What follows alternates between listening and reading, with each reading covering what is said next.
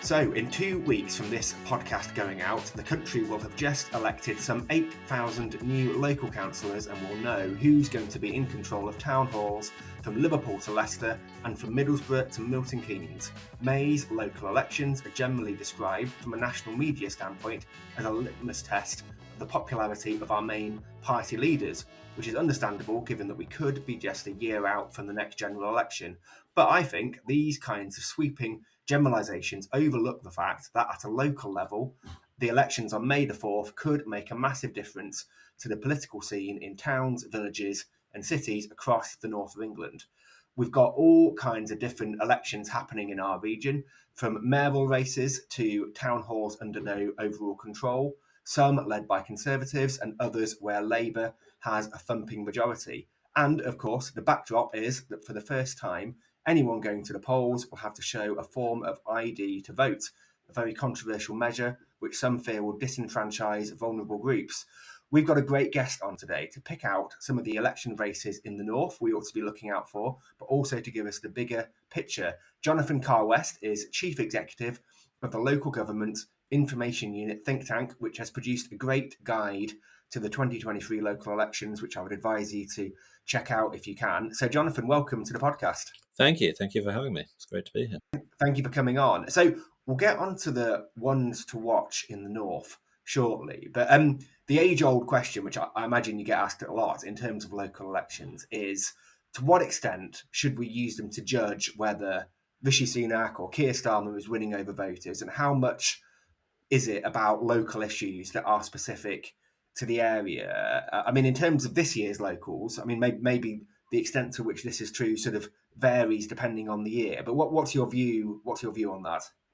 I think, in brief, we shouldn't try and use them to judge the state of national politics, and there's a couple of reasons for that. The first, as you say, is that these are local elections. They are about real substantive things. They're not an opinion poll. They're about choosing the men and women who are going to make some very tough choices about local public services, about adult social care, about high street regeneration, about housing. So there are real bread and butter issues at stake. Many of the things that actually we care most about in our day-to-day lives. Who's going to look after our elderly relatives? Are there going to be school places and jobs and homes for our children? Is my neighbourhood a pleasant place to live? These are all done by people in the town hall, not people in Whitehall. So the people that we will be electing in May will be making those choices, and they'll be making them, in the backdrop of a really challenging financial situation where we know that, more than half of councils are having to cut spending. All councils, 90% of them, are putting up council tax by the maximum they can. More than half are dipping into their reserves year after year. So it's a very challenging situation with some tough choices to be made. And the people we elect in May will be making those choices. So these elections matter. The other reason why you shouldn't use it as a sort of litmus test for national politics is that just doesn't work. If you think back to when these seats were last contested in 2019, right, that the Conservatives did very, very badly. That was at a time when we were in the dying days of the Theresa May administration. You had parliamentary deadlock over Brexit. The Conservatives lost more than 1,300 council seats. They lost control of 44 councils. So they did really, really badly. That's the base they're going from. So actually, to do really badly, reports in the press yesterday, they're managing expectations. They could lose up to 1,000 seats. To go any further down from here would be astonishingly bad. So it's not actually clear that you're going to have a very clear picture of what goes on from these elections, because the Conservatives are starting at such a low base. On the other side of the equation, what would count as good for Labour? Everyone expects them to do really well, but these elections don't particularly favour them. So it's going to be very hard, I think, to see any really clear messages from these elections. And remember, 2019, the Conservatives did really, really badly in these elections. A few months later, change of leader, they got a thumping majority at a general. So it doesn't really tell you much.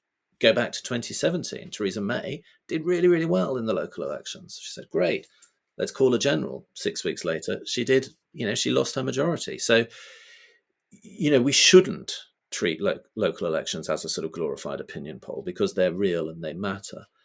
But actually, even if we try to, it's not really that good a guide for what's going to happen in a general election.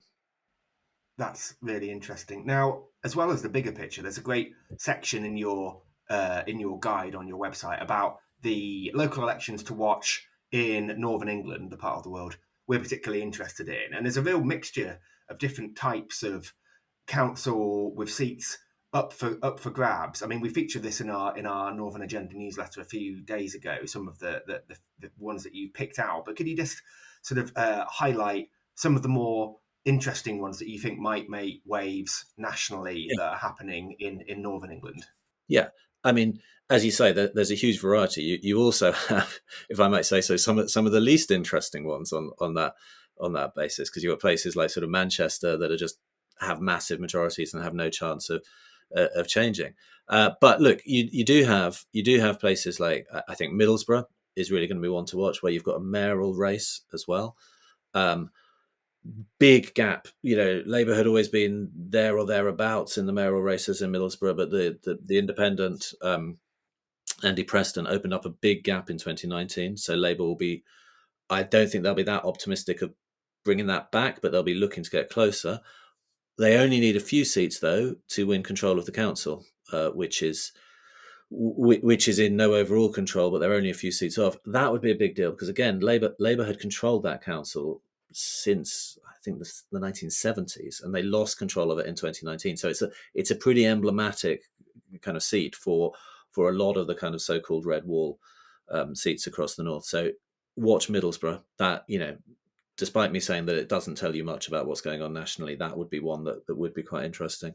Hartlepool is another no overall control council, big battleground between Labour and Conservatives. You've only got a third of the seats up for grabs there, but conceivably either Labour or the Tories could win there. So they'll both be looking to gain. They'll be looking to gain from independents. I think there's a big question, by the way. The mayor of Middlesbrough is an independent. You've got a lot of independents in places like Hartlepool.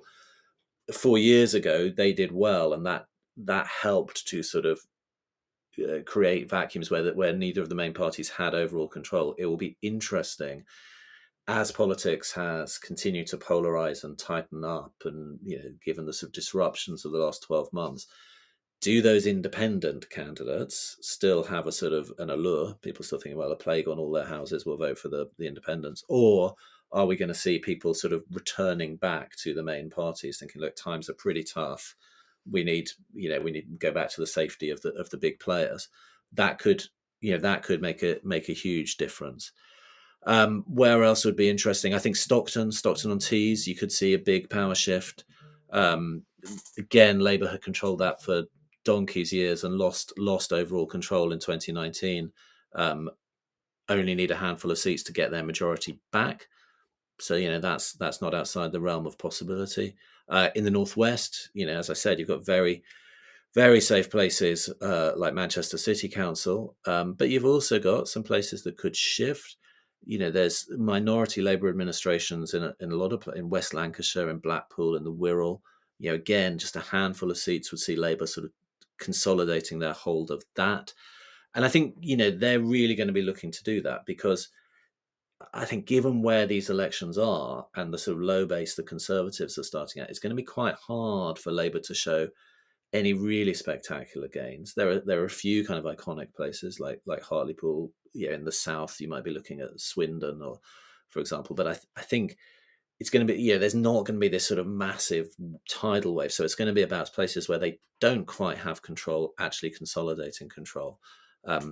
That's, I think, the sort of thing to look for. And of course, that also makes a difference in terms of local politics, because that means that Labour administrations in those places will have slightly more freedom to make bold choices, because they'll no longer be trying to sort of balance coalitions of different people. So, it sounds like a really kind of geeky sort of political wonk thing to say, oh, well, you could go from NOC to majority control in these places with a handful of seats. But actually that could be, if you live in West Lancashire or in the Wirral or in Blackpool, that matters. Lib Dems are in a similar position in Stockport. It matters, because suddenly you could have majority control where people are able to sort of make slightly bolder decisions about how they cope with some of those really, really challenging problems that are coming down the track.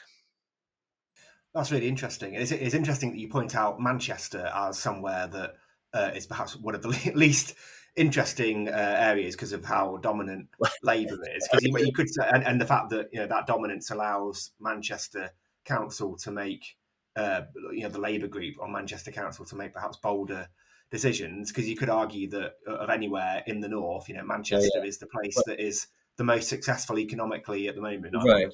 The two things are let me be really clear. I'm not suggesting Manchester is not an interesting place. I just within very narrow, but in terms of the sort of excitement of election night, it's not that interesting because Labour has 91 out of 96 seats.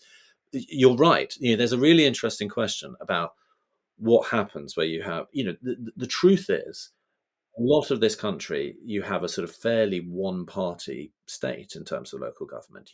Manchester's not going to be a Tory council anytime soon. I don't know. Surrey is unlikely to be a Labour council anytime soon. What happens when you have that sort of control? Two things can happen. It can set the platform for really bold, imaginative policy making. And I think you're right that Manchester is a really good example of that. Going back 20 years, right? You've just seen and in Manchester, you also had a single administration. So Richard Lees and Howard Bernstein, who were sort of hand in hand for 20 years, did some amazing things because they had that longevity, because they were able to create that kind of long-term strategic vision. And Manchester has carried on with that. You do also see some places where that sort of level of control leads to a bit of complacency and the opposite happens. And people sort of think, well, we never have to worry about anyone voting for anyone else, so we'll just kind of drift along. It's actually really interesting. I've never really been able to put my finger on what accounts for that difference. Why do some places who have that sort of strength of control do amazing strategic things and other places not so much? It's one of the sort of mysteries for me of local election politics. Yeah, absolutely. I mean, you could perhaps point to Liverpool as an example of a place where you could equally describe that as a Labour stronghold. But in recent years, the city council has been been in disarray. They've had the government commissioners called in, and this scathing report about the way it's run. And now, obviously, as a result of that, the council is having to hold all out elections, and it's look quite hard to predict exactly how that's going to work out. The other thing I thought was interesting was that of the races that the elections that you point out as being ones to watch, quite a few of them are on Teesside, and all the councils there are technically no overall control, aren't they? So a few seats either way could tip the balance. And obviously Teesside has he's not up for election this year, but the Metro Mayor Ben Houchen, only Conservative Metro Mayor in the north of England, who we've had him on the podcast before, and he has said that if levelling up isn't seen as a success on Teesside, where he operates, you could argue that it can't really be seen as a success anywhere, because it's on Teesside where you have the most tangible sort of signs of levelling up in action, such as they are. So I'm thinking that whatever happens in Teesside, if a few councils go for no overall control to a slim Labour majority, that's going to be seized upon by people who will say that the electorate has lost faith in the Conservatives' ability to level up red wall seats like Middlesbrough and Hartlepool, which, like as you say, were some of the areas that Labour lost to the Tories in the 2019 general election. I think people will certainly read it that way. It's, I guess I go back to my sort of first point that it is very difficult to sort of predict out from one set of local elections to what might, so I don't know, Ben Houchen's not up for re-election until 2025, I think. That's a long way away. Yeah, so a lot can happen. That's the other side of a UK general election. That will alter the dynamics. But yeah, it is certainly a straw in the wind, isn't it? Yeah, if we see Labour, the Labour vote coming back out in places like Teesside, that Labour strategists will be very pleased to see that. I mean, you might put it the other way, that if we don't, they will be relieved to see it, because if given the kind of a cost of living crisis, given Labour's position in the polls, if we don't see signs of a Labour sort of resurgence in council seats like that at this sort of point, a year out from a general election, that would be very worrying. So I think in some ways you might feel slightly more comfortable if you were Ben Houchen than if you were Labour group leaders in those areas, because they've got, in some ways, this sounds paradoxical, but they've almost got more to lose in this set of elections. Yeah, that's a good point. And just a couple of general points. I mentioned earlier, this is the first time compulsory voter ID has been used in elections, and it's been very controversial, this. And obviously people who don't have the right documents to vote can apply for a special certificate. Thousands of people have done that, but there are still concerns, aren't there, about millions of people have disenfranchisement. I mean, how concerned are you about that? Very, very. I think it is a big problem. It's true, as you say, thousands of people have applied for those certificates, but hundreds of thousands of people haven't. I haven't looked for a week or so. The government has actually, to give them credit, they have produced this really good online dashboard where you can literally see day by day how many people are applying for those voter authority certificates. But it's pretty low numbers compared to the number of people who don't have the right ID. We're anticipating, and the Electoral Commission anticipates, that there's going to be a surge in those applications as we get towards the deadline. But I think it is almost inevitable that we are going to see a lot of people turned away, because we've just done some research on this. Just over just over half of people are aware of these new rules. So that's quite a lot who aren't. A lot of people don't routinely carry ID. So I think you'll have even a lot of people who, a lot of the conversation has focused on, whether people have this ID, and there are real concerns about that. There are disparities between the sort of, that you can use your senior rail card, but you can't use your junior rail card. So there's some real questions there. But I think there's also a question that's been less talked about. A couple of things that have been less talked about. Firstly, people who possess ID but aren't aware that they need it. You turn up at the polling station. Sorry, you haven't got any ID. Okay, yeah, go home, get your passport. Are people actually going to do that? It depends how motivated you are. I mean, I think it could, because I think you will find there are a lot of people who, voter turnout is poor in local elections. It's only sort of 30%. There's a degree of softness to that. A lot of people, well, I'm passing the polling station on the way home from work. I'll drop in and cast my vote. Oh, you need to go home and get your passport. You know what? I'm not going to do that. I'll just go home. So I think it will affect turnout. I think there's also an issue that hasn't been talked about enough about the challenge for polling station staff, right? Who we are now asking to turn people away and not allow them to vote in a way that we have never asked them to do before. They're going to have a lot of angry people, a lot of disappointed people. That's going to be very challenging for them, I think. They have, and there's been no sort of systematic program to sort of equip them for that. Councils have been sort of struggling to provide training, but it could be. One can imagine situations in which it all gets really quite unpleasant and quite nasty. What's the impact of that on our electoral system? We're very, very concerned about it. It's a big unknown, isn't it? The final question, which you kind of alluded to a bit earlier, just about the importance of these elections and I guess local democracy itself. So as you mentioned, in recent years, councils have had their budgets slashed to such an extent that for many of them, all they can do, or they can't do much more than provide adult and children's social care, because they don't really have the money or powers to do a huge amount else. And at the same time, central government is making them bid against each other for funding for things that they used to be able to pay for themselves. With that being the case, does it really matter who's running these town halls if all they're doing is sort of trying to meet the demand for adult social services or children's social services, which is the main thing that councils are doing these days? Yes, it matters even more. It matters more than ever, I would argue, precisely because there are going to be really hard choices involved in that. So you've got, as I said earlier, more than half of councils are cutting spending.